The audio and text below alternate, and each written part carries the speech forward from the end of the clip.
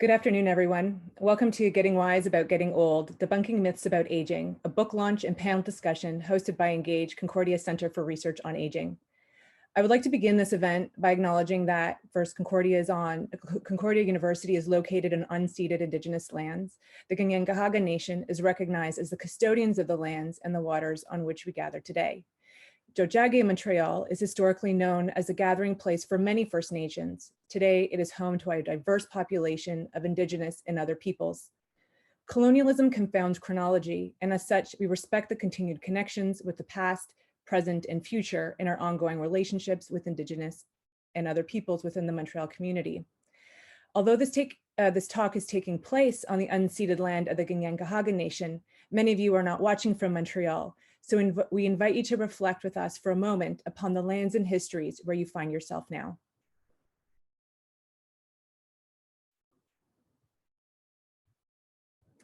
Thank you, and thank you for your presence. My name is Tristana Martin-Rubio, and I'm the coordinator of Engage at Concordia Center for Research on Aging. I will be your moderator for the afternoon's event. A few announcements before we begin. First, this talk is being recorded and the video will be archived on the Engage YouTube channel. The recording will only include footage of our panelists speaking, and any questions posed to the panelists by audience members will be anonymous unless you explicitly state to have your name included with your question.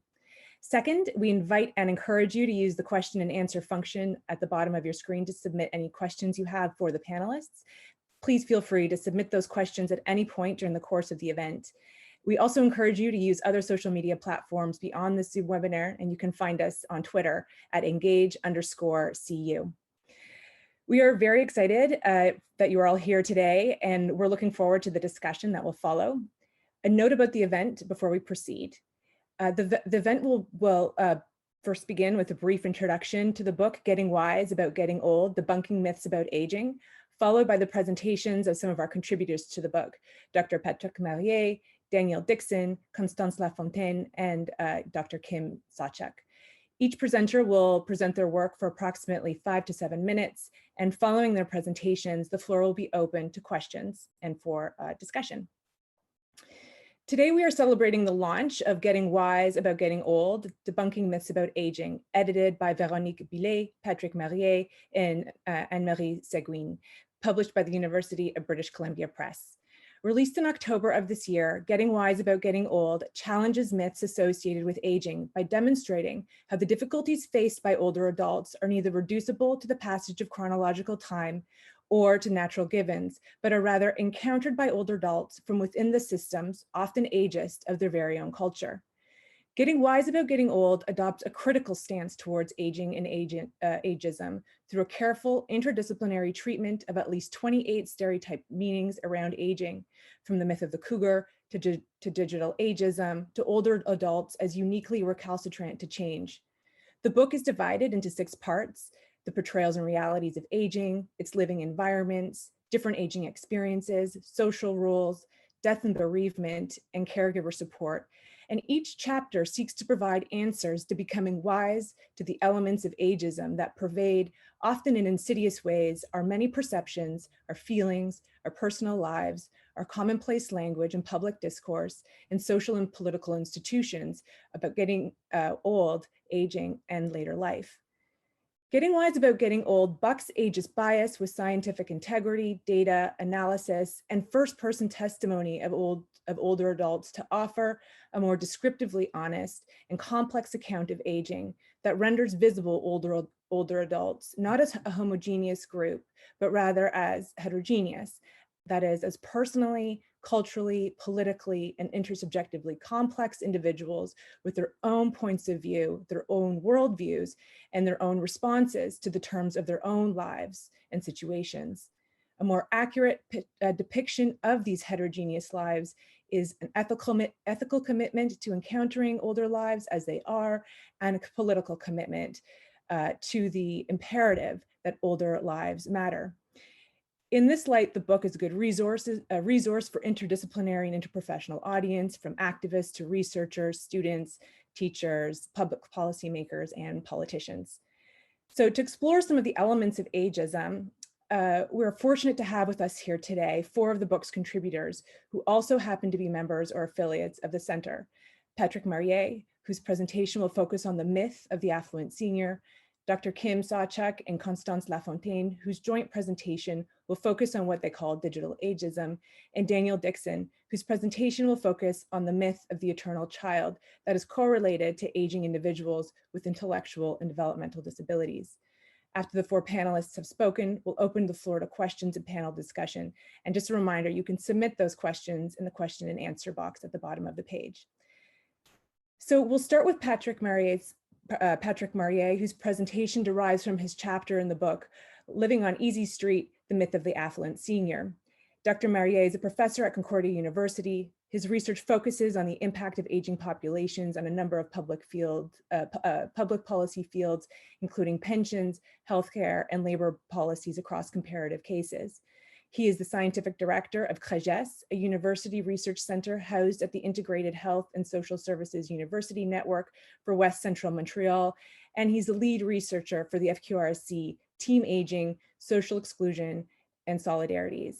Please welcome Dr. Marier to the virtual floor.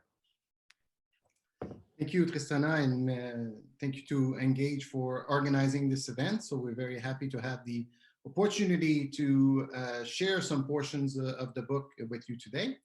I'd like maybe to start quickly with, I will share my screen a bit with a quick overview on the origin of this book. Really came as a source of frustrations with, can we confirm that you see it quite well? Yes, now I guess you see it, right? Yes. So a lot of frustration when, if you look at a lot of studies been done in communication and media analysis that shows and clearly that we don't talk enough about aging and older adults in general. And when we do, we tend to have a very dichotomous image of either they're extremely frail and can hardly get around, or they run marathons, right? So in fact, we lose a broad scope of the heterogeneous dimensions, heterogeneous realities of seniors. And as a result, we thought that as scholars, we also had a mission in some ways to actually demystify some of these realities. And as a result, we launched a call to scholars on aging in Quebec and see who would want to contribute to such a book. And then we had such an overwhelming response in French, and that we opted to do an English version, which we've released a few months ago now. It's also important to note this is one of the very rare books that specifically talked about Quebec in English in Canada. So there are very few like this. And in fact, so we're actually quite happy to be able to actually have these contributions, because in many cases, and as we are scholars in Concordia, the Anglophones in Montreal and the province tend to be forgotten. So we hope in this way that we can increase their visibility and raise the understanding about what their living experiences. So without further ado, I will be talking about one of the chapters that I contributed to, which is Living on Easy Street. So the myth of the affluent senior. And in fact, there's a lot of media representation. So in the book, I mentioned two of them. One, which is this very famous article in Libération, a French daily, that pretty much says that the baby boomers are the spoiled children, of retirement. And in the book, I also talked about a housing and cottage shows where they talk about all these baby boomers coming out of the woodworks. So it's no longer just buying a cottage, it's about buying a luxury cottage. It's a huge untapped market. And this representation in stories contribute to vehicle the idea that actually seniors are quite wealthy citizens. So then, we first started with the questions, well, why do people think, or why do media constantly portray this idea that seniors are living in wealth? Well, part of the issue, part of the elements behind that answer is we have to go back in time. So historically, retiring equaled living in poverty. So in many cases, actually, if we go at the prior to World War II, you were simply not retiring in many cases, or if you're retiring, you were staying at your home, you had very limited access to income. So in 1951, for instance, 2/3 of seniors had an annual income below $1,000. So that's equivalent to $9,500 today. So, and that progressed all the way into the 1970s. This is what's at the origins of many of these senior discounts we see today, right? So we lowered the price of ticket buses because we assumed that seniors were actually extremely poor. But then what we saw as a result of the history and the development of the Canadian pension system is that there have been more and more programs that actually supplemented the income of older adults. So we had in the early 1950s, the creation of the old age security pension, which actually drawbacks from earlier program. And then in the late 1960s, we developed the Canadian pension plan and the Quebec equivalent. And in 1967, what was meant to be a transition program, aligned with the maturity of the Quebec pension plan and the Canada pension plan, was the guaranteed income supplement that became so popular, and we realized there were so many other gaps that there were a lot of pressures, and it remains to this day. And still, what is a social assistance program now covers 1/3 of the retirees. So 1/3 of the retirees receive some money from the GIS, so either in full or portions of it. And then we still have an important role for private savings in Canada, because our system is the Canada Pension Plan aimed to cover 25% of the average wage of somebody who's worked 40 years. So if you do the Canada Pension Plan with the old age security, we're talking about 40% replacement wage for the average wage worker. So in sum, you need private savings, or you need other type of pension plan in order to actually to have a much higher retirement income in Canada. So the first important element to notice is that if we look at the actual income of seniors, it's quite striking that the median older adult is actually not that wealthy. In fact, if you look at the total average total after-tax income of men is about $32,000. And if you split by age, which actually, if we go higher and higher up in age group, you see these income actually can decline quite substantially. But in Quebec, based on the data from 2010, so the average total after-tax income is slightly above $23,000 a year. So this is better than 1951, but this is far from being considered wealthy. And what's also interesting, and this is discussed in the book, and if you start to look at seniors in terms of different categories and groups. So if you look, for instance, women who are above the age of 75 are extremely high risk of poverty, and they tend to actually rely on the guaranteed income supplement more than 2 times more than men. And immigrants are also another group that have a lot of income gaps due to the construction of our pension system. For instance, the old age security, it's based on residency, so you have to reside in Canada for a 40-year period in order to get it. So if you immigrated in Canada and let's say when you were 40 and you retire at 65, you're gonna get 25/40th of actually the old age security. And it's the same thing, because if you are looking at the contribution you're gonna have to the Canada Pension Plan, you're gonna have half a career. So the multiple, if you combine the effect on all of these programs, at the end of the day, you're far more likely to end up in poverty than other groups of Canadians. And also one of the statistics I put in there is that women living alone, there are about 29% of them who lived under the poverty threshold, which compares to roughly 10–12% on the average for the entire population. So what's really interesting to note with this is that there are important gaps in the Canadian pension system that contributes to these differentiated results, and we talk about these in the book more at length. And also wanted to talk about some of the key elements or think about future outlook. And what I decided to include, this is not a quote from the book actually, but it was done and linked with long-term care, long-term care experts in the civil service, pretty much had a very blunt assessments that most seniors tend to be quite poor.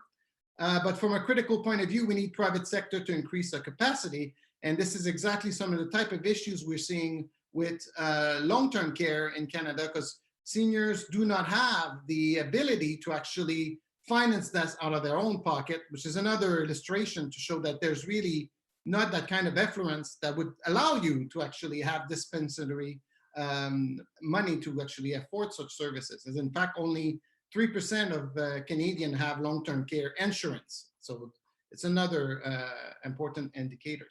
Another element that it's quite worth pointing out is that a lot of the maturation of our pension system now include programs that tend to favor private savings. And what we are seeing more and more is that we're seeing an erosion of our poverty alleviation performances. So in the 1990s, actually, the instance, RRQ, which is the Quebec Pension Plan, or now it's called Retraite Québec, the Quebec Pension Agency, had a publication where we clearly boosted that we were among the best in the world, even better than Scandinavian countries at alleviating poverty. And poverty is usually measured by the number of individuals that receive 50%, that have an income that is below 50% of the median income. So we only had about 2%, which was phenomenal. However, what we've seen over time, because the old age security and the guaranteed income supplements are indexed on prices and not on wage, we're seeing an erosion of this performance little by little, because we're not adjusting to the same kind of income level increase as people in the labor market, to the point that we're now in the middle of the pack if we look at the other industrialized country. So all of this to point out, and in closing, to show that yes, we're doing a lot better than we used to do in the 1950s, 60s, and even in 70s, but it will be quite the stretch to actually conclude that seniors are wealthy in general. Thank you.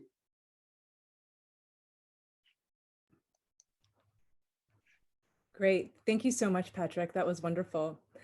Our next speakers are Kim Sawchuk and Constance Lafontaine, who will be presenting their chapter, That's Surprising at Your Age, The Myth of Digital Disinterest. Constance Lafontaine is the Associate Director of Aging and Communication and Technologies at Concordia University, where she mainly works on questions related to digital exclusions and digital practices. In 2020, she received Concordia's Engaged Scholar Award for her research work with Montreal community organizations. She's completing a PhD in communication studies at Concordia University, where she focuses on the intersections between discourses of global warming and contemporary animal spectacles. Dr. Kim Sawchuk is principal investigator of the ACT team, a professor in the Department of Communication Studies at Concordia University, and Concordia University Research Chair in Mobile Media Studies.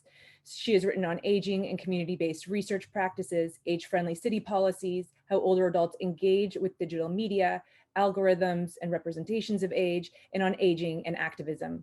Her most recent projects in this area explore the connections between crisis communications, social isolation, and digital disconnection. Please join me in welcoming them. Thank you, Tristana. Kim, you're muted. I'm unmuted now. Thank you, everyone. And it's a pleasure to know that there's people out there in Zoom land. So we're going to talk about the myth of digital disinterest and digital ageism today. And my name is Kim Sawchuk, and that's my colleague, Constance. I'm Constance, and I also want to acknowledge our co-author, Lynn Grenier at the Université de Montréal. Oops. Sadly, she couldn't make it today. So the myth that we're talking about is this assumption that older adults are disinterested in digital technologies, are unable to learn digital technologies. And I'm sure you're all familiar with this myth in one form or another. It's one that pervades our birthday cards, sitcoms, memes on the internet. So this kind of idea that older adults are just not able to get digital technologies. And we argue in our chapter that there are three assumptions that underlie this myth. So the first, that there's this natural link between youth and what's new and innovation and technological adoption. Second, that older adults cannot and do not want to learn digital technologies. And when we think about the impacts of myths like this in the literature, they touch on a number of issues. So for instance, Martine Lagacé has argued that this impacts one's self-perceived ability to learn new digital technologies, or the way one will get treated in the workplace. The work of Alex Payne and Louis Nevin also showed that this can have an impact on the kinds of technologies that are designed for older adults. Also, the other assumption, which Patrik touched upon, is this idea that older adults are a homogeneous group. And so, of course, there's a wide range of diversity among older adults. One of the many ways that this connects to digital technologies is what Kim and also Barbara Crow have called the gray zone. So this idea that after 65, in a lot of statistical research, everyone's kind of the same. When it comes to technological practices, our own work and the work of others really shows that there are changes depending on on who you speak to. So people who will be 65 years old and people who will be 85 tend to have quite different relations to digital technologies. But of course, within this, and this is a point that we're emphasizing today, is that there are diverse digital practices among all older adults, including non-use. But this is related to a host of factors and certainly is not just a question of age. So to challenge the myth of digital disinterest, we assert in our chapter that it's important to understand the complex intersectional realities of enduring digital divides and why they occur. And this will relate back to Patrik's talk. For instance, a recent report on Quebec seniors shows that older adults who make less than $20,000 annually are much less likely than the average person to use the internet. And indeed, there's a 31% discrepancy between these figures. So for example, the overall average is that 74% of older adults are connected to the internet. And that as well, that amongst people who make less than 20K, only 43% of older adults who earn this amount are likely to be connected to the internet because of cost. One of the things, again, the statistics don't tend to indicate is they don't make also a differentiation between someone who's 65 and someone who's much older. And as Patrik's statistics indicate, that's also really important, as is the question of gender and also immigration status related to work histories. Secondly, we say that we think it's important that people realize that access is contingent on a host of interrelated localized factors, but that these localized factors also operate against a backdrop of broader systemic issues and other kinds of variables. So for example, our work in low-income housing in Montreal, where we've conducted workshops for a number of years, really kind of asserts that it's important to have had a warm expert by your side, that it's important to understand the place where access is occurring or not occurring, and that it's important to set meaningful goals with the people that you're trying to give a kind of a digital experience to, or introduce new technologies or applications to, and that these have an important role in learning new technologies. So again, one of the key questions that comes up for us now is how do we can't mimic this kind of proxemic relationship, the warm expert, but how do we, again, still provide some kind of environment where people who've never had access to Zoom but might find themselves suddenly being forced to become connected if they never have been before for certain kinds of reasons. How do we provide the kind of care that's needed to be able to give them kind of the experience of learning? As well, that we also know that what's important sometimes to older adults is thinking about new technologies just don't take care of themselves.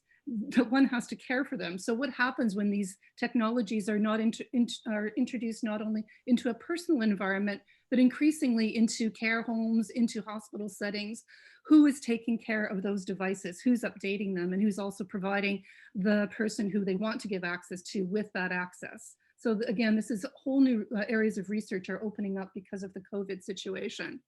Thirdly, we question the dyad between user and non-user, and this draws from previous work that I did with Maria Fernandez-Alderall, Lynn Grenier, with people who were basically, I think the average age of our interlocutors for this study were octogenarians. The average age was, I think, people were 82, a very understudied group of digital users in our culture and non-users. And one of the interesting things is we realized that a lot of people made decisions about what types of technology they wanted to introduce into their lives and the circumstances that might also lead them to abandon them, and that it was deeply important for us to take that into account. And that non-use and didn't also mean that they weren't not interested. And we, in our culture, tend to make a kind of equation between ownership of a device and interest, or non-ownership and disinterest. And what one has to understand as well is that even if you don't own a device, that as the environment and the media environment changes around you, that can have an impact on the kind of connections that older adults make with family, with caregivers, and with friends. So picking up on this idea of systemic obstacles to connections, and also tying links to some of the research that we've done recently. So we've done interviews with 52 older Canadians, and over half reported that the cost of services and devices hindered their use of digital technologies. So this typically happened in one of two ways. So on one hand, we spoke to people who said that owning a telephone, owning data, owning the access to the internet meant that they made great personal sacrifices. Some people reported reducing their grocery bills, going without food. A man told us that upon entering retirement, he decided to get a roommate, and this allowed him to have access to a cell phone with data. And then on the other side of this kind of sacrifice equation is that people believe that they just do not have access to the internet. It's too expensive, and that it belongs to a world other than theirs. And so this is for the older adults who cannot afford to access the internet. A lot of these discourses came up. Other people cite a fear of making a costly mistake. And of course, this is in the Canadian context where we pay a lot for our telecommunication. And so many of you might have had this experience of you forget that a certain app is running, or that you have a video running on your phone. And then at the end of the month, if you've gone over your allowed data for the month, you get a very large bill. A bunch of these mistakes that can be very costly mistakes in the Canadian context. So when we were speaking to older adults, a lot of them really curbed their uses of their digital technologies because they were afraid of just doing something wrong and ending up with a very large bill at the end of the month. And then we also found various ways in which technologies intersected with temporalities of older adults. Some people don't want to spend the time learning digital technologies. Other people recognize that it's not only extensive to learn the digital technology, but they don't necessarily want to spend the time to use it. And then they're also connected to what I just discussed in terms of the costly mistake. Some people have this experience of calling the telecommunication service provider, staying on the phone for hours in order to fix a mistake that they might have made, or to ask for them to give an exception and to remove this the overage charges. So this kind of quote of you either need a lot of money or you need a lot of time to be able to use these technologies. These ideas came up. Also, we've been conducting an international longitudinal survey. So we've completed the 3 waves, but we have the data for the 2016 and 2018 waves among 8 different countries, so 7 in Europe and Canada, and including roughly 10,000 participants, older adults. So in looking at this data, and Catherine Middleton and Mireia Fernandez-Ardeval are writing more about this, but noticing that Canadian seniors, they use fewer apps and fewer features on their phones. And so here, the indication potentially being that this is connected to differential pricing structure between Europe and Canada. So again, in the Canadian context, we have an underregulated industry where misleading and aggressive sales practices, which were in the media some time ago, just as we've argued, disproportionately impact seniors. We know that Canada has some of the highest telecommunication costs in the industrialized world, where on the monthly average, people spend $257 Canadian per month for media access. Most seniors spend about $187, but that's a phenomenal amount of money if you're earning $20,000 a year. We know that, again, there's a new digital charter that came out last year that states that Canadians will have equal opportunity to participate in the digital world and be given the necessary tools to do so, including access, connectivity, literacy, and skills. Yet, there's no real strategy for how we are going to achieve this. We also know that corporations are devising increasingly sophisticated, expensive, and data-heavy devices, such as smartwatches and smartphones that also use more data, and we're being encouraged to use more data. And also we're seeing telehealth coming online, which also raises questions for us about the necessity for older adults to have digital access and for Canadians to have data plans that also will facilitate them being able to have not just access to knowing what time it is or whether they can access weather on their watch, but really maybe they're being asked by doctors to monitor their heart rates, for example. So these things are increasingly transforming as the world around us are changing, which impacts seniors in a very, I think, important way that's age related, but is not about the innate properties of what it means to be older. And so connected to all this is also remembering that for those older adults who had the income, who had the work experience, who had a white collar job and were able to learn digital technologies years ago, they were able to accrue knowledge over time. Where it's a much steeper hill for those who are just starting to learn digital technologies at the age of 75, for instance. And so we're seeing also a shift from a choice to a digital imperative. So we saw a little while ago while we were working on a report to the CRTC, telecommunication companies compare their services to a luxury. So they compare it to literally having a fancy cup of coffee. However, I think a lot of us know that the reality is that a lot of our lives are more and more contingent on having a connection. So we see this kind of dual relationship between, on one hand, forced digitization, so the kind of a situation where you have to more and more connect to digital technologies and acquire digital services and devices, and on the other hand, digital exclusion. So we're seeing services from banking to government services that are increasingly primarily online. There are some countries that mandate everyone to have an email address and to do their dealings with the government online only, and you can get a fine for not doing this. And so the result is either you're pushed into this digital world or you're necessarily excluded from vital services. COVID-19 really precipitated forced digitization for many people, but also puts into focus the perils of digital divides. So one of the current projects that we're working on at ACT has been it's called Grocery Response NDG, where we've put together a grocery ordering and delivery service with community organizations in NDG for older adults who are not connected to the internet. And one of the things that we're researching with Nicole Fornelli and Andrea Tremblay is these kinds of connections that exist between digital disconnection and also food insecurity, especially in moments of crises like this one. Then we see an acceleration of digitization and a data boom. Kim touched on this as well, the kind of precipitation of telehealth, online services, teleconference, and also digital technologies as a means of circumventing social isolation that older adults might feel in moments like this. So touching on the other program, Seniors Can Connect, new programs like this one are just popping up, and they aim to bridge a digital divide to overcome disparities that are caused by digital technology. So in a sense, a lot of community organizations now are getting funding to deploy tablets into the community.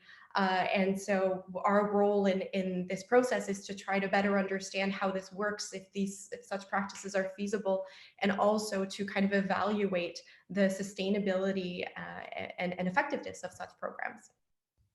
Yeah, and once again, to also understand the impact it can also have on already overstretched community workers, especially in moments of crisis. So just to conclude, age is a factor, of course, but we need to avoid these deterministic notions that make age the cause of digital disinterest.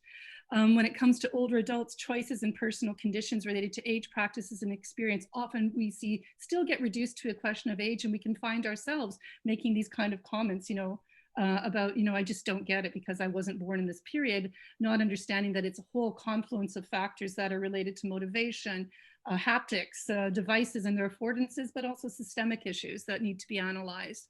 And that there's a need to mobilize what we call complementary research approaches to understand the impacts of forced digitization, digital exclusion, and to develop meaningful strategies for inclusion, and to continue the study with community organizations on the kind of like introduction of these new technologies into these environments. And for this, we're eternally grateful for the collaborations we have with not just individuals, but with a whole variety of organizations here in Montreal, but also more and more in Canada. And we need to think about the demands of these technologies on practices of care. We need to have longer term studies of digital literacy programs and their efficacy for older adults. And we also, I think, need to challenge corporate discourses about the place of telecommunications in society and devise plans for accessibility with our government and think about regulation. Thank you.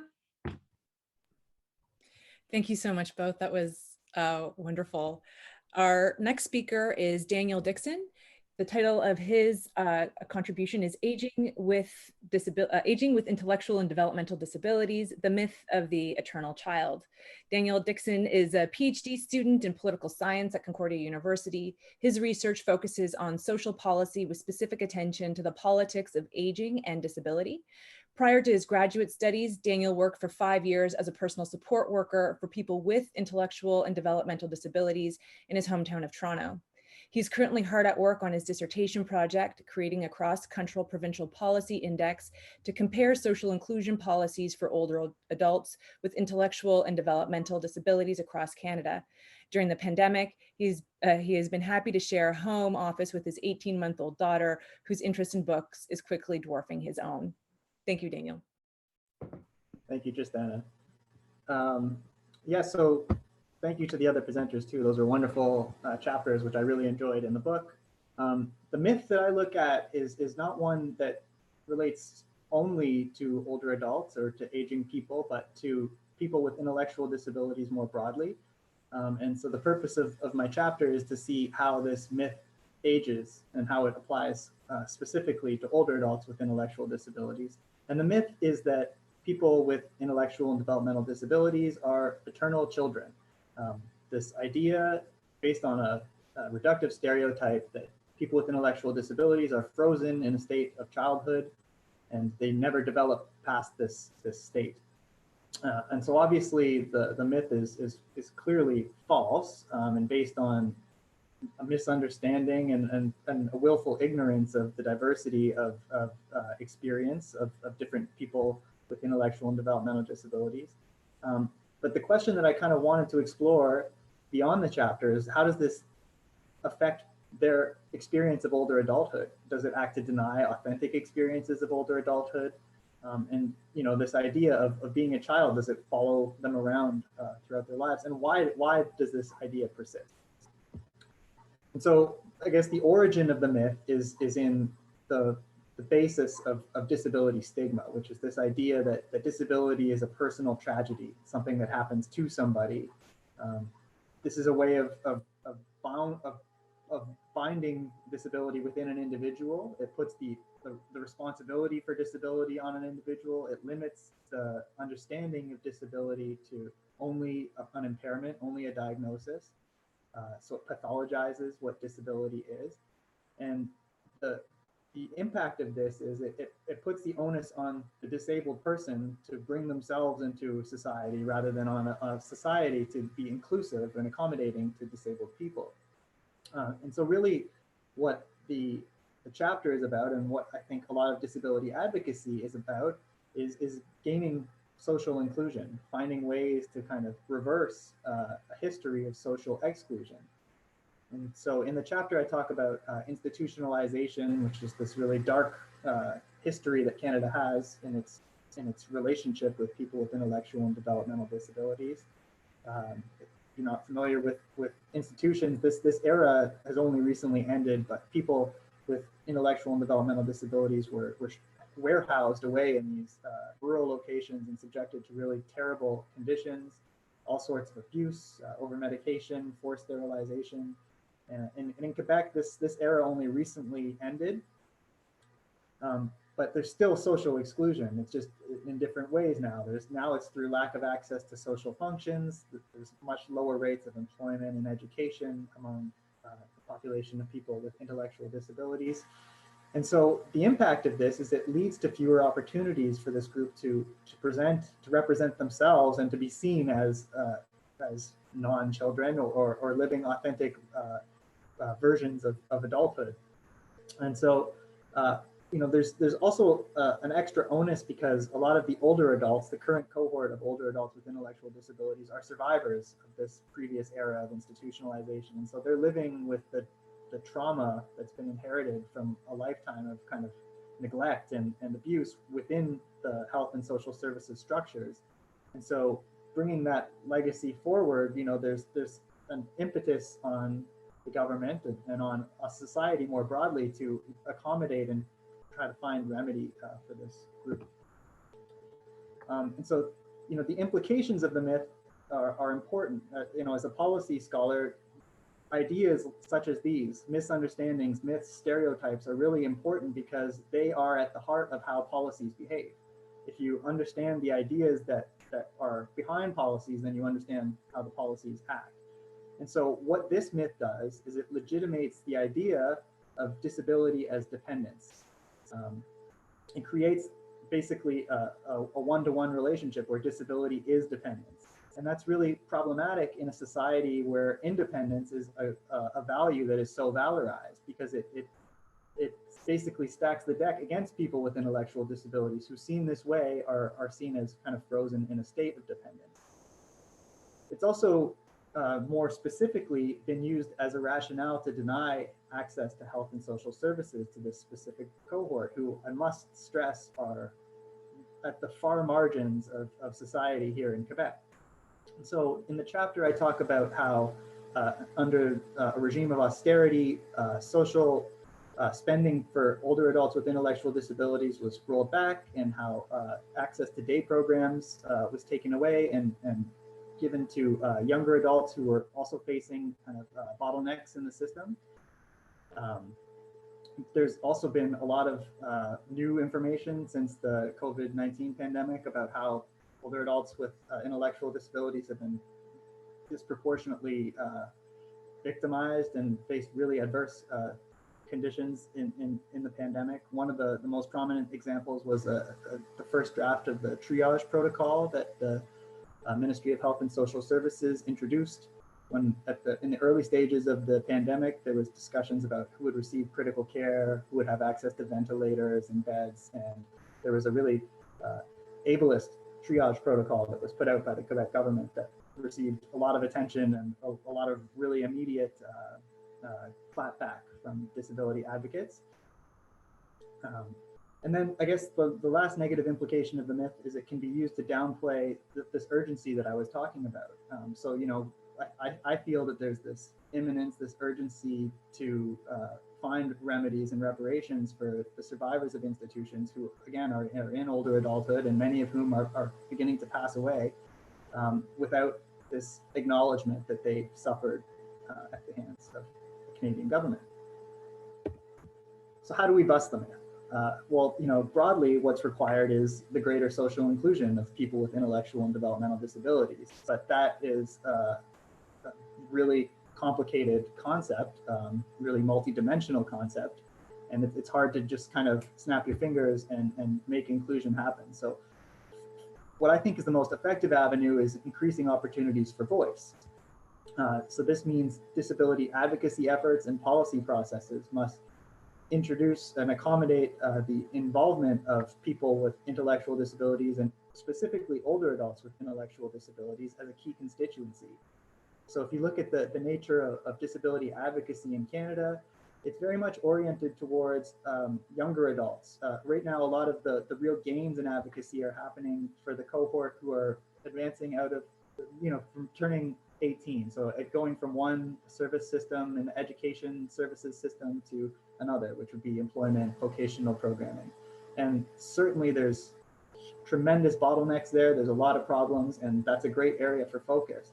But what's happening is the gains that are occurring for that cohort are coming at the expense of older adults with intellectual disabilities who are losing access to vital programs because governments are not willing to increase spending significantly to accommodate these changes. And so what's needed is a broader coalition of voices in the advocacy and policy design process. There are reasons for optimism.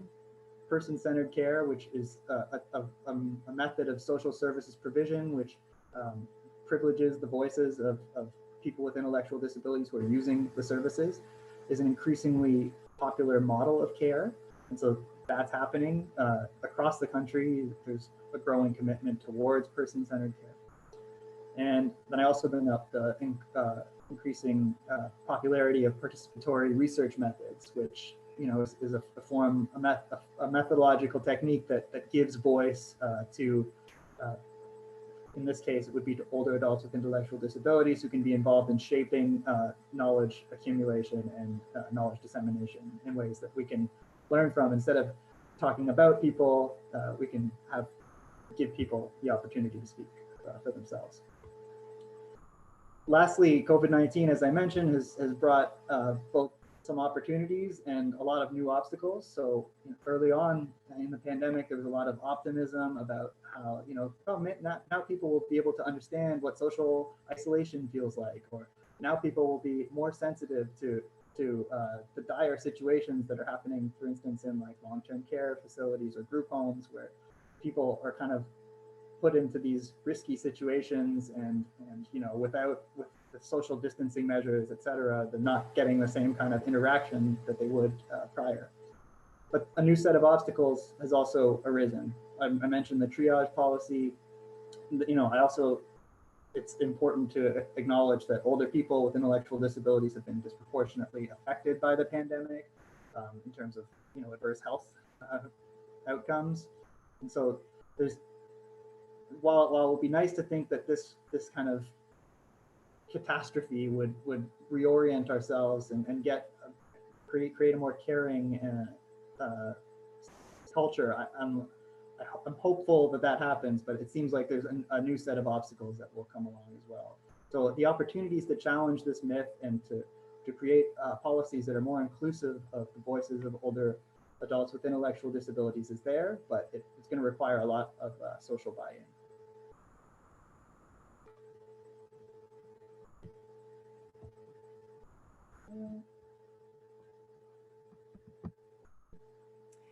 Thank you, Danielle. That was great. So we will open the floor now to panel discussion and questions from the audience. I'll just remind you that you can pose your questions in the question and answer box just in the bottom of your screen. I'll wait for some of these questions to come in, and I wanted to, if I could just start, I wanted to pick up on, Danielle, your last point in your presentation. The book came out in the middle of the pandemic, or depending how you see the pandemic, during the pandemic, and it was written, many of the articles were written prior to the pandemic. I'm wondering now, in light of what the pandemic has revealed, if you could say a little bit about, or if you could sort of cast the lens, the COVID lens on your articles and on the question of ageism and sort of, and what opportunities and sort of what obstacles have been newly presented, if any, in light of the sort of kind of catastrophic and unique circumstances we find ourselves today. And so we can start with you, Daniel, if you'd like to sort of pick up on that last point. Sure. Yeah. Well, as I say, there's reasons for pessimism. There's reasons for optimism. There's been some commitments to social spending that have been I've been surprised by. One of the things that's new and kind of picks up on what Patrik was talking about is there's a new disability benefit that's being brought forward that would have important implications for older adults with intellectual disabilities. It's actually based on the GIS, so it's a similar model. I think it's also indexed to wages, but whatever, we'll take what we can get. But aside from that, there's going to be tremendous challenges. one of the things that the policymakers are going to be thinking about is rebuilding the economy. And you know, when rebuilding, yes, there's opportunities for new ideas to be brought forward, but really, I think that the impetus is going to be on feeding people who have lost everything. You know, I'm a little bit pessimistic that this is the opportunity for a brand new care-based economy where everyone's voice is heard. I would love that to be the case, but I don't know. So there's a lot remains to be seen, but you know, this is a group that's been really adversely affected in these times, and so really it's about kind of gaining back some of the ground that was blazed before the pandemic, and then seeing where we can go from there. Yeah, thank you. Do some of the other panelists want to pick up on the opportunities or the sort of more pessimistic obstacles?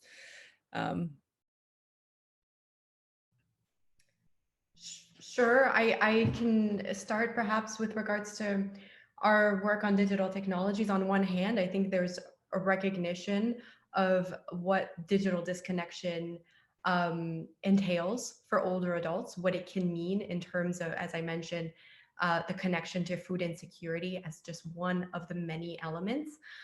So I guess recognition is, and the funding that has come up, the opportunities that have come up for getting older adults connected to tablets or other technologies might be something that's positive.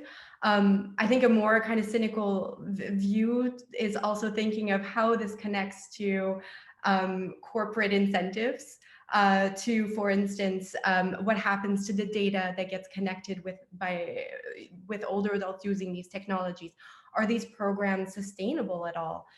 What does it mean in terms of caregiving and caregivers? How are they going to be in a position where they need to also care for the technologies, and how that gets another burden added to their work?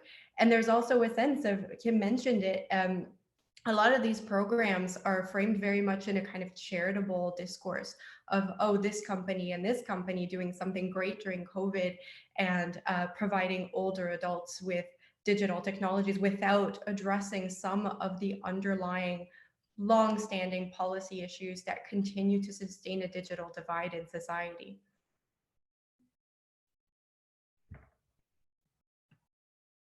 When it comes to pension, there hasn't been much done, really, except the temporary, a one-time check for OAS and one-time check for GIS. I think it was $200 each, if my memory is not failing.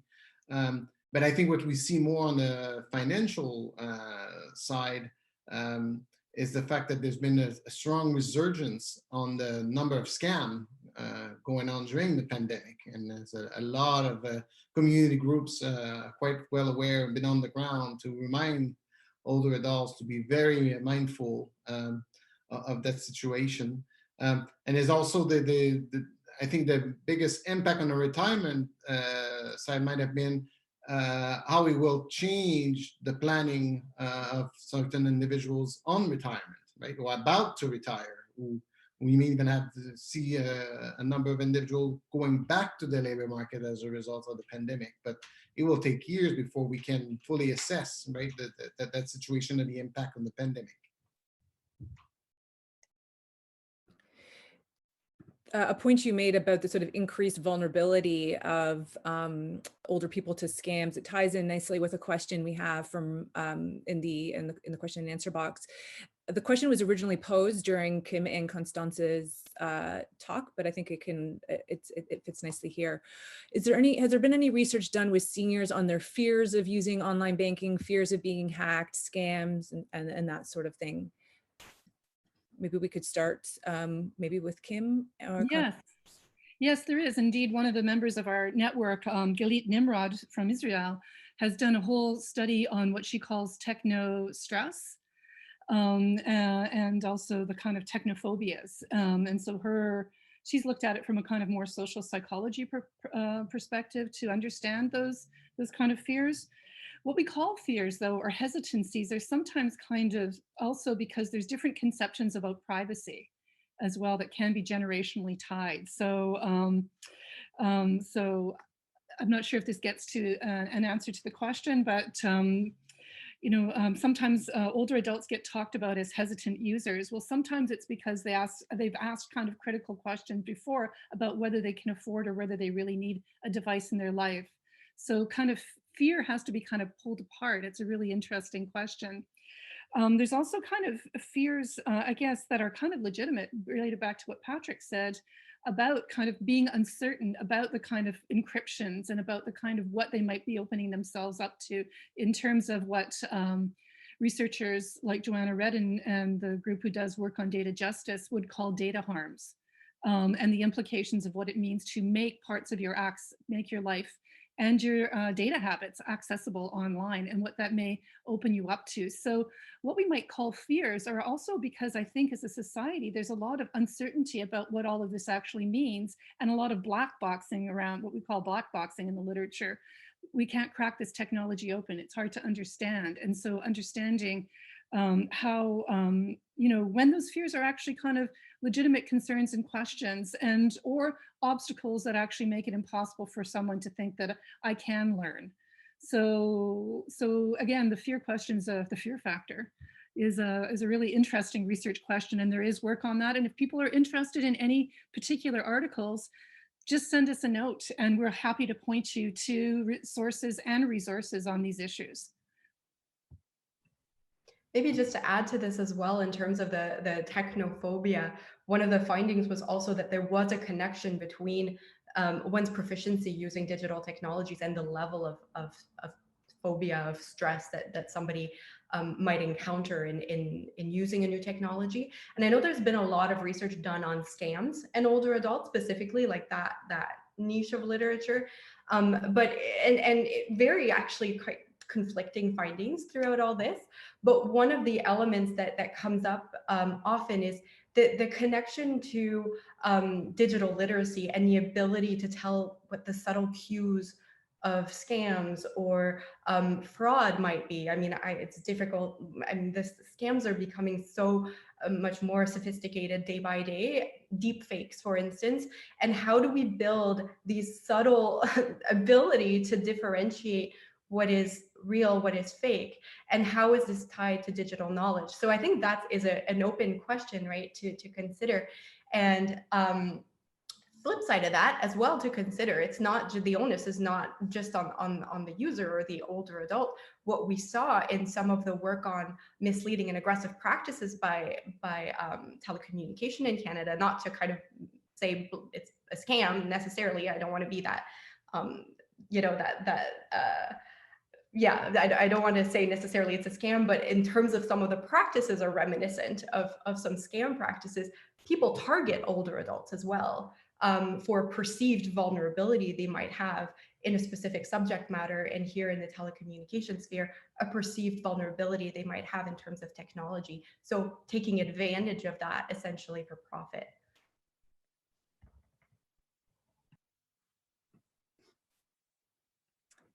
Thank you so much, Constance. Daniel, did you want to add anything to this point that you raised at the end of your presentation? No, I mean, just about COVID or about potentials for abuse again? One of the things that seems to be what I'm hearing in all of the presentations is that when I think at least at the beginning in the first wave in Canada, we saw that there was a focus on the medical vulnerability of older adults, and what I see bindings what each of the presentations have shared in common is that the ways in which older adults were made vulnerable was not just in terms of their medical vulnerabilities, but it had made them vulnerable in other ways as well. So that was sort of so on that, there's I've got a lot to say on that. Unfortunately, and I should preface this by saying that, like, a lot of my experience with people with intellectual and developmental disabilities is based on my history as a support worker, and that's really just a very small segment of the population that are receiving supports in a residential setting, for example. But from talking to people in the field, there's been a lot of turnover in terms of staff. And so like, you know, support staff for people living in group homes, for example, are, they have the same staff every day, right? They'll have like a primary staff and that person works with them from, you know, 40 hours a week. That's a really close bond. And because of COVID, there's been a lot of staff turnover. There's been people who've become infected and had to leave. There's been people who've feared infection and quit. There's been people who've been overworked. There's been people who've been moved around. And that's causing a lot of disruption in sort of the like relational aspects of people's lives. They're losing contact to their best friend. And also, you know, there's an intimacy that goes along with that work as well, that when you have somebody just come in like as a temporary worker who's just coming, you know, in from down the street or whatever, they don't have that same kind of knowledge, experiential knowledge of working with someone. I know that that's still kind of within a sort of professionalized lens, but I think it warrants mentioning because that's a social aspect of harm that's happened in the pandemic that's been really difficult for a lot of people. And also just increased isolation. So this is a population that has already become kind of accustomed to isolation through systems beyond their control for a very long time, and it's become a lot worse in this period. So yeah, there's just been it's so multifaceted. There's so many aspects of harm that are occurring that we'll learn more about, I guess, as things change, as things open up. But yeah, there's a lot to discuss there. One of the ways in which sort of shifting the register a little bit away from COVID just for a moment, but one of the ways in which these sort of systemic obstacles of connection, just to use Kim and Constance's language, to sort of correct those or to eliminate them completely, has been this idea of an age-friendly approach to systemic oppression and ageism and so on. I'm wondering if each of you might speak to this concept, how it might, what you think of this approach. Will it do as it promised? Has it done what it's promised? We can start perhaps with Patrik. Yeah, we actually have a book chapter on age-friendly city, and we're actually quite critical, not on the, well, the approach has some limitation, but I think the primary issue has nothing to do with the approach, but it has to do with the type of resources and the policy settings that we live in. In Canada, municipalities tend to have very limited powers and intervention when it comes to aging. For instance, in most European cities, home care services are provided by municipalities, not by regional health authority, which is the case in Canada. So if you look at the budget and the type of resources that city possesses and what we expect them to do, there's a huge gap. And I think unless we start finding a funding formula or a new mechanism to actually give municipalities the tool to actually act more meaningfully in social care and in anything that relates to aging, I think that would be, I think, the first step. And we also have to keep in mind that Canada is, if you look at the number, I think the percentage of older adult age 65 and above receiving social care or care broadly defined is about 4.5%, which is very much in the low end. So most industrialized countries, we're talking about usually 10 to 12% of seniors research services. So there's a major gap. And that also speaks volumes with not only our limited amount of funding, but where we spend that funding. So we tend to spend our funding mostly on long-term care homes. So despite all the scandals we have today and people saying what's going on, well, in fact, we still spend about 80 to 82% of our spending on long-term care on the CHSLD and less than 20% on home care, even though we've had home care as a priority for the past 30 years. So all of this, and that's part of the reasons in the chapter we explore this in more depth, but we're quite skeptical in this new narrative that the cities will come in and take more of a role and be much more engaged as political and policy actors. Thank you, Patrik. Kim, Constance?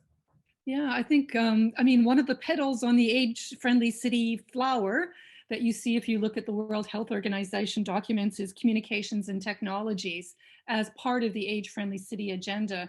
But when we look at how cities are also thinking about doing outreach to older adults, the assumption is that people already have that access. So when we've even looked at sort of how age-friendly city policies are being rolled out and how participation is being structured quite often, it's often through online means. And that, again, when you then look at sort of those questions of systemic exclusion, if you start to realize that people over the age of 75 are only 43% of them in Quebec actually probably have a report having regular access to the internet, then you're developing policies and participatory forms that are predicated already on a level of access that just doesn't exist. And so you're leaving people out of a you can leave people out of important discussions. So understanding these entanglements between the kind of myth of digital access as being universal in a sense, and being affordable and available to everybody here, and how that impacts and intersects with age, but also with the implementation of the age-friendly agenda, I think is, again, something we're deeply interested in. But also, as Patrik said, it's really difficult to think about how municipalities could actually implement this kind of agenda given the kind of situations they find themselves in.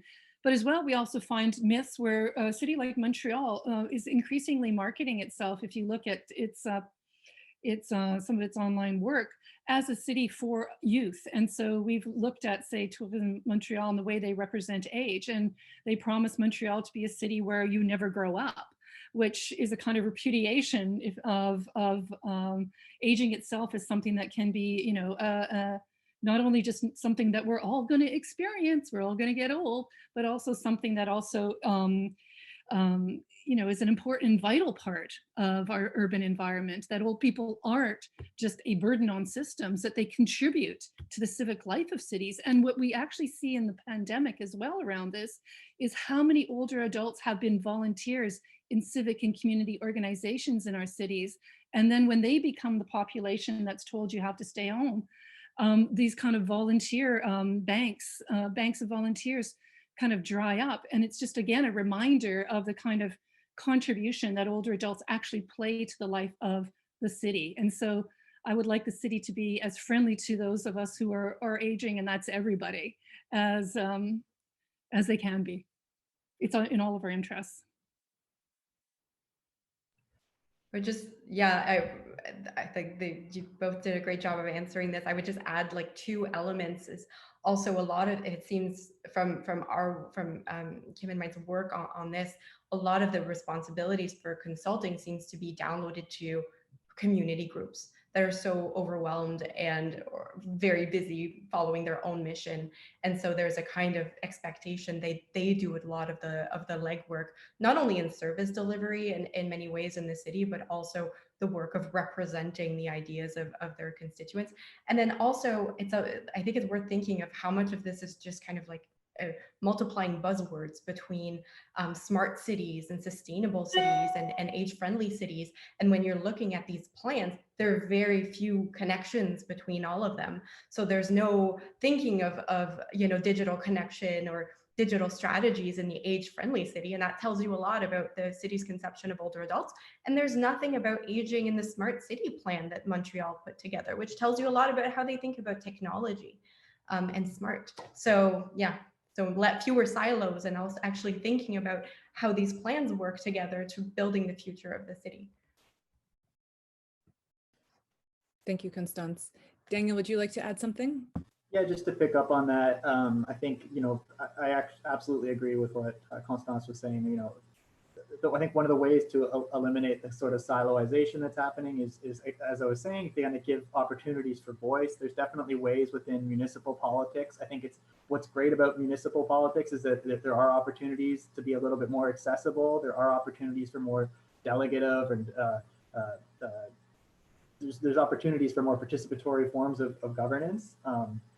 But specifically for people with intellectual disabilities, older people with intellectual disabilities, I think what cities need to be doing now is playing defense more than playing offense. So, you know, protecting the public spaces that are really high high value to that group. Protecting the de facto public spaces like malls that can be really important places for congregating and for socializing, because this particular group of people is very not affluent. There's no myth of the affluent older adults with intellectual disabilities. And so often there's a lot of making do and trying to use what's available as best as possible to find some semblance of community and inclusion. And so cities need to be on board with that and really listen to see where those really valuable public spaces are. Thank you. I'm going to pick up on a great comment in the question and answer box. The comment is, let's hope that the users, older people, can have some input. And I think that comment really brings together some of the points that were explicit in your presentations, but I would love to hear more about sort of the how can older people, or how do we ensure that the participation of older people in the policies and in the worlds that affect them are meaningful and substantial. And I really like this complementary research approach that Kim, you brought up in your presentation. So maybe we'll start with you first. If you could just speak to this idea of meaningful input, meaningful and substantial input. Yeah, I mean, a lot of our work is to think about how we can, as academics, involve individuals and organizations who already have deep knowledge of this constituent and of the great variety of older adults who live in our cities or in our rural areas as well. I mean, we're in Montreal, but that's a whole other question around the digital divide.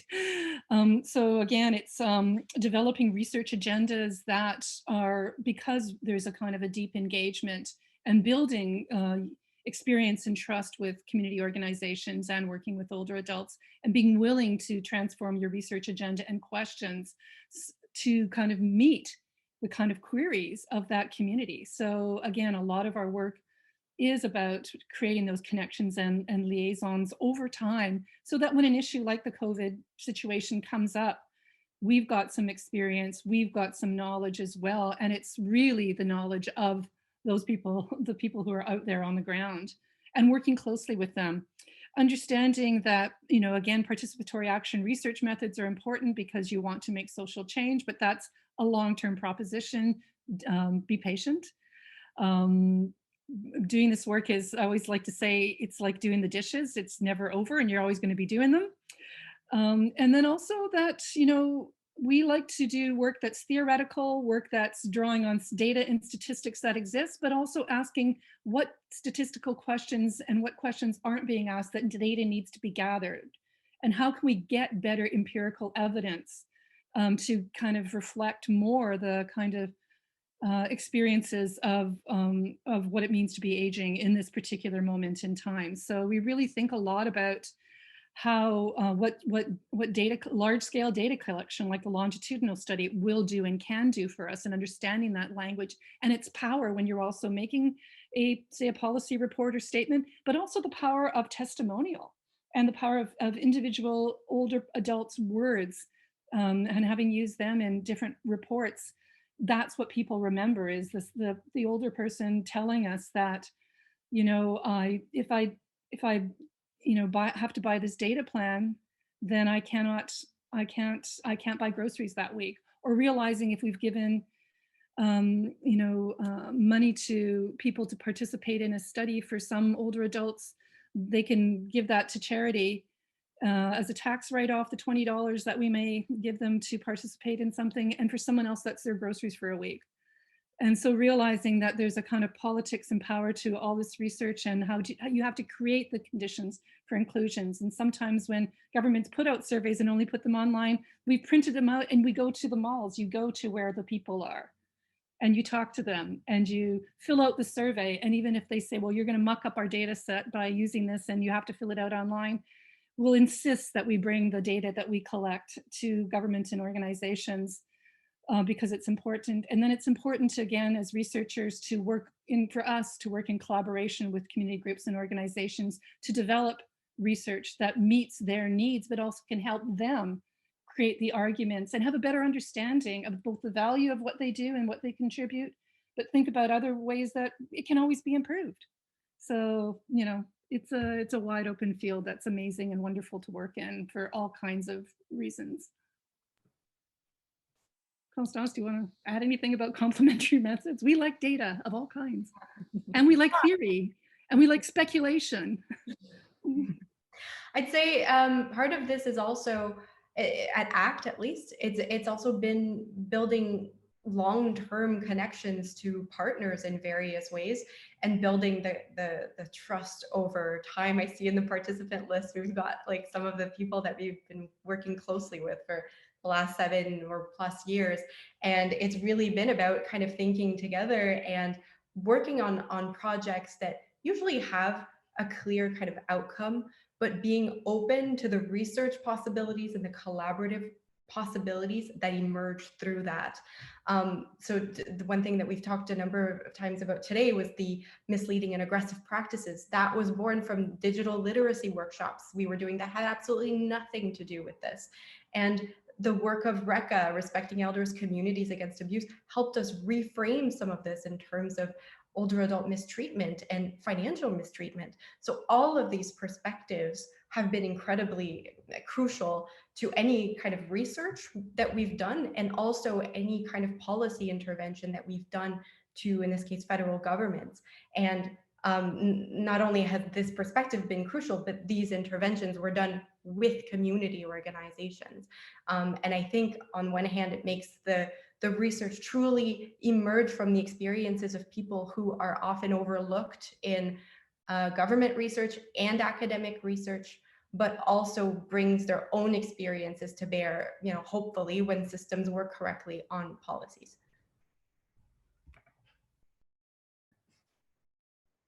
Thank you, Constance. Patrik or Daniel, would you like to say a little bit about participatory research methods in political science? I'll let Daniel go first. Sure. So they're not immensely popular in political science, but there's a growing, a slowly growing popularity of participatory methods. Certainly, for my research, it's necessary, right? I have to engage with people with intellectual disabilities because I'm not intellectually disabled. I can't speak about anything approximate to the experience of how services affect them without speaking to them. There's a really famous slogan for the disability rights movement, which is nothing about us without us, and that has to be kind of a rallying call for all disability research, and you know, that's that. But actually, and just as a side note, you know, speaking of infantilization, one of the things that's kind of interesting is when you're doing ethics review work to get the opportunity to interview people with intellectual disabilities, they're considered a vulnerable group, and there's a lot about informed consent and decision-making capacity that has to be kind of approached, and that can be really difficult for newer researchers. So that's kind of like an institutional obstacle that can be a bit of a barrier to participatory research, but one that can be overcome. But yeah, no, it's certainly a really valuable approach, especially when you're talking about marginalized groups, because the inherent problem is that they do not have a voice. They're looking for opportunities for voice to challenge these kind of myths that have really negative implications. You know, something that advocacy groups are saying more and more commonly now is that the system is not broken, right? The institutions of the system are working the way that they're supposed to. What needs to happen is that we need to challenge the ideas. So, you know, I had the opportunity to go to another province and interview people working at a residential institution for people with intellectual disabilities. And I was surprised in one sense because the people who were there took their job very seriously. They cared very deeply for the people that they were supporting. And you know, in their minds, the work that they were doing was positive. It's the model that's problematic, right? It's the model of institutional living that's problematic. And there's problems with the group home model. There's problems with all aspects of social services delivery to this population. And so we need to investigate those ideas. And in order to do that, and to challenge those ideas. And in order to do that, it does take a really multidisciplinary, multimedia, multi-dimensional approach. And so that's why things like even kind of more rigid disciplines like political science can engage with other disciplines, can engage with other mediums, can engage with arts-based research. There needs to be ways to challenge these kind of deeply embedded ideas that are at the core, and that takes attack from all fronts.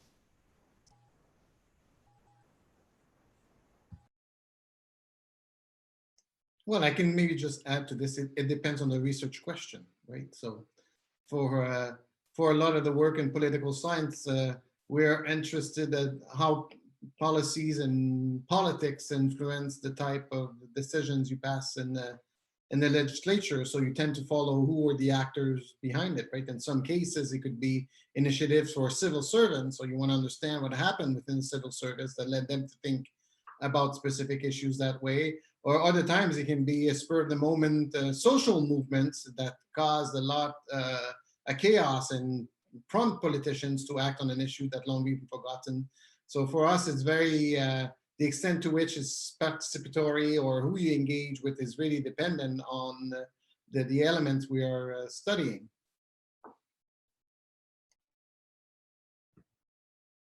Thank you, Patrik and Danielle. I'm going to just go to the question and answer box. There's a comment there. I must congratulate you all for addressing these challenges, as we must not forget that in 10 years, 50% of the population will be seniors. I think it's 25% by the year 2036.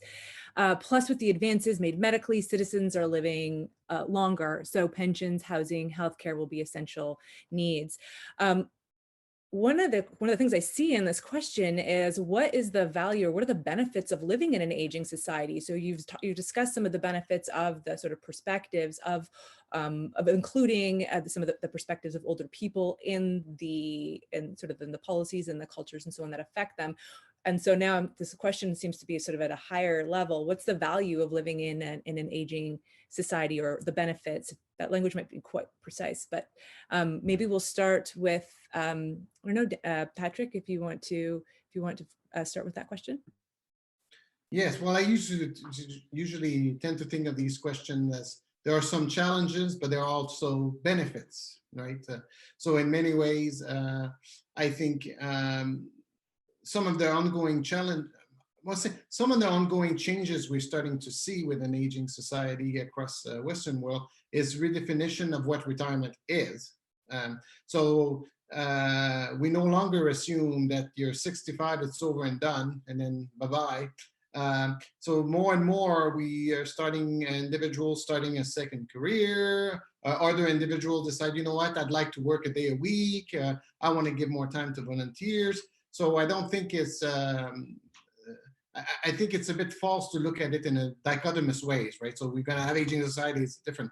But in fact, if you look at these changes, it's very, very slow going. So like I remember a lot of the statistics that they show you, like this population of the society is going to be that age. And then I'm doing the math with my own age. It's like, okay, I'm going to be long gone by then. So a lot of this, there's so much trial and errors with long-term projections. So even in the short term, we have a hard time predicting what's going to be.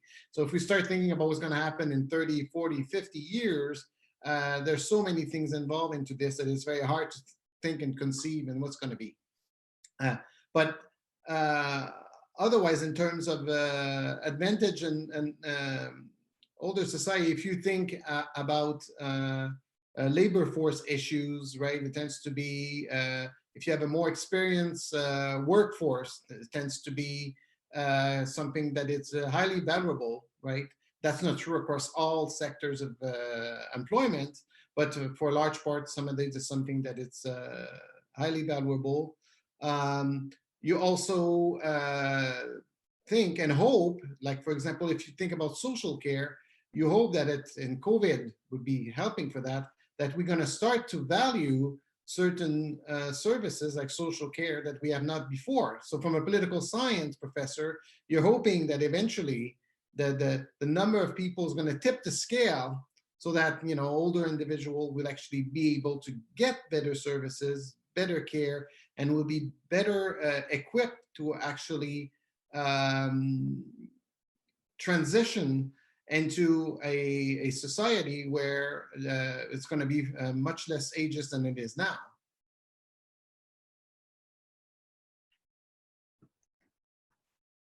Thank you, Patrik. Kim, Constance.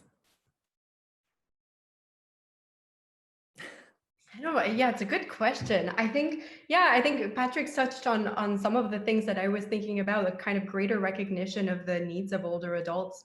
Hopefully, I mean, we could see both happening, but I would hope a decrease in some of the ageist discourses and practices that we have in society that causes a lot of discrimination, and kind of greater visibility for older adults and respect for their rights. I think we're seeing some of this, and I think it's been precipitated through COVID in certain ways. These kinds of questions of visibilities of the conditions under which certain older adults are living, and kind of greater recognition of this and better policies to address them.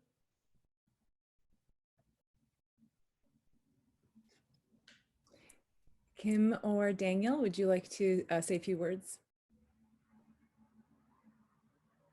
Just I guess to echo what both Constance and Patrik said, I mentioned in the presentation, we're a society that really valorizes independence.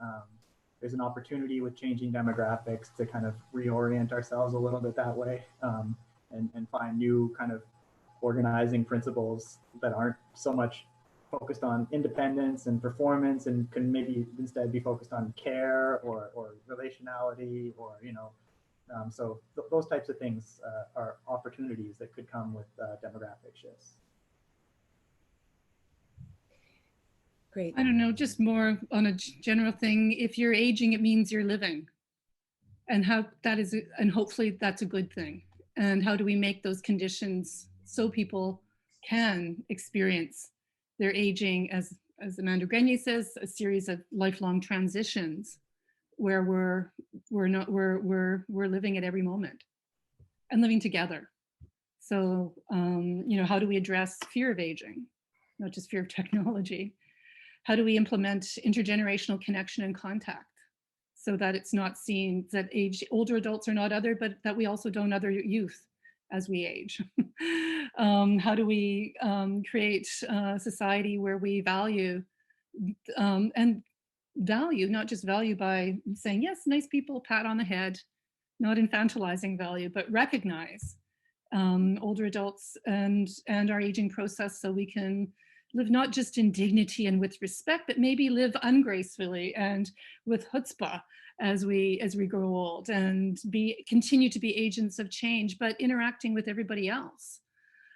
So I think that there's lots for us to continue to think about and do in these areas that are not only about saying other cliches, like when I get older, I don't necessarily get wiser, for sure.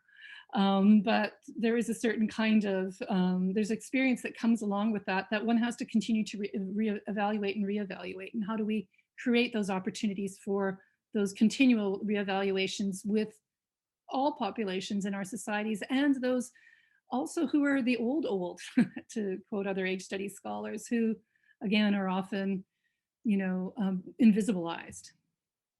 So again, I think as academics, we do what we do, and it's up to us to figure out how we transform our research agendas to make them accountable to these issues and responsive to them.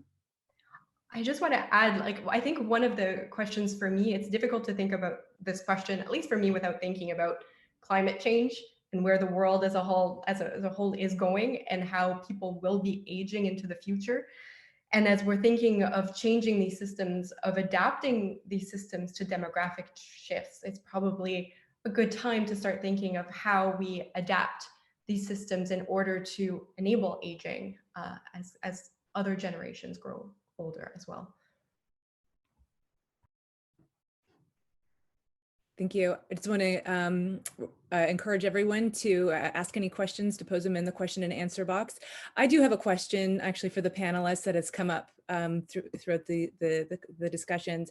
I wanted to ask about the term aging itself and what value it has. It's at least it's been used ambiguously in a lot of in aging studies, and sometimes it's used to describe a qualitatively distinct period at the end of life. Sometimes it's used to describe a biological process, so looking at functional and structural changes at the level of the organism.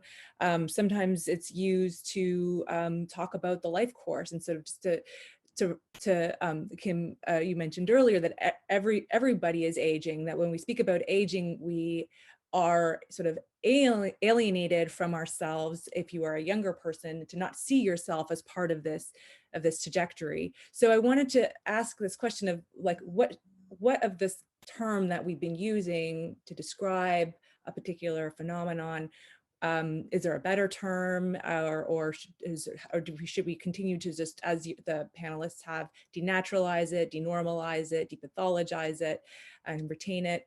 Sort of, it's a big question that I'll just sort of lob at each of the panelists. We can maybe start, well, whoever would like to start first.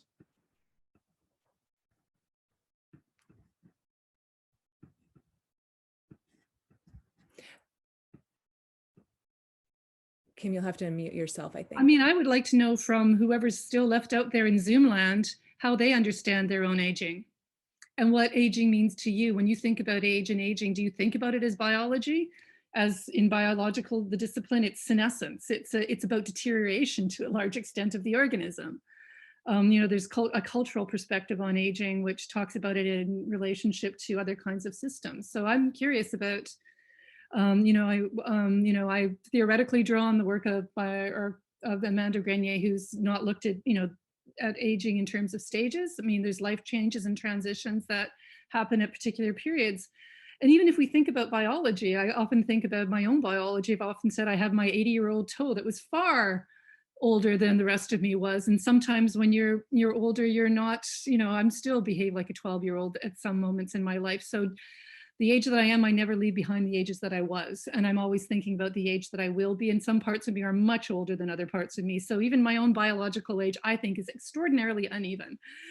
So aging is a kind of a complex process that I think it's up to us to kind of, we can untangle it in terms of how it's situated in just different scientific disciplines or research disciplines, but there's also that kind of aging as an experience. And Joy House, someone has written that this organism is deteriorating. And again, that's something also, I mean, we have attacked decline narratives, that we're supposed to embrace our aging and think it's always wonderful. It's not always easy, and it's not always wonderful. And there's days where it's extraordinarily difficult to watch these changes happening. So, I don't know. I like thinking about how aging itself as a concept is situated within different disciplines, but I also am deeply curious about how people understand their own aging processes and how they not just cope with them, what they make of them.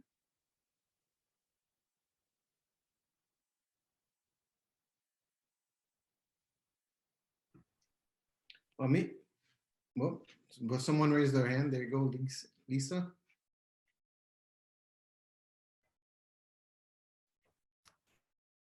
Sorry, what are you picking up on, Patrik? Two participants raised their hand, and I don't know how you deal with that.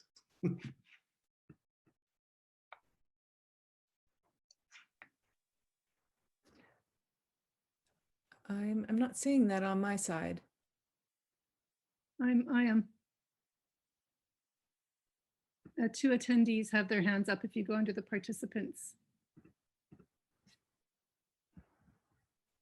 Okay. So we'll, Lisa Porter. Potter. Go ahead. Yes. Okay. I'd just like to say, okay, I listened very well to Danielle Dixon. Like, all of you were very great. And maybe I could be one of the voices that speak up, because I was in foster care and group homes, everything. And now I got out, like there was abuse, and I got out. And now I'm living in a senior residence, and I'm living with my mom, and I'm doing great. Like, people should have second voices, like a second chance. Like, people should be listened to. Absolutely. I mean, thank you for sharing. Yeah, I mean, there needs to be opportunities for that, right? And we have to encourage governments to kind of take responsibility for that legacy. It's happened in small pockets, but not anywhere near to the extent that it needs to. I mean, there needs to be a recognition that this was something that this country and then the provinces therein authorized and allowed to happen for a very long time.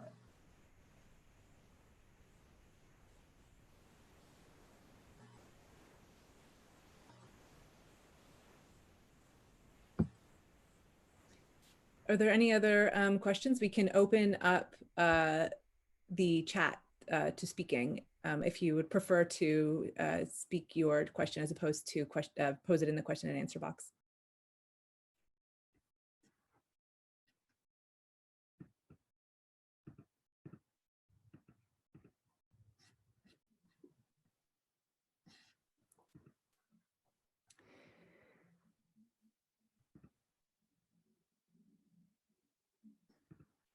Okay. Well, this is fantastic. I wanted to thank, I'd like to thank the speakers, the 4 speakers today, for carving out some time on a Friday afternoon and presenting on each of your contributions to the book. And for staying with us and having this long conversation about aging and ageism. There was a question essay in the chat box, not the question and answer box, but the chat box, about how to get the book, if there's a promotional code. I'll follow up with the registrants about that. We'll have a link to the book, and Patrik, we can connect about codes and so on. Thank you all so much for your presence today and for participating in this panel. If you would like to stay in touch with Engage to sort of keep in the loop on the activities and the events that happen through the center, you can follow us at engage_CU, and you can also join our newsletter, which is available on our website. You can also email me I'm the coordinator at engage@concordia.ca. Have a wonderful weekend and take good care. Thank you, Tristana. Thank you to all the participants. Thank you so much. Thank you.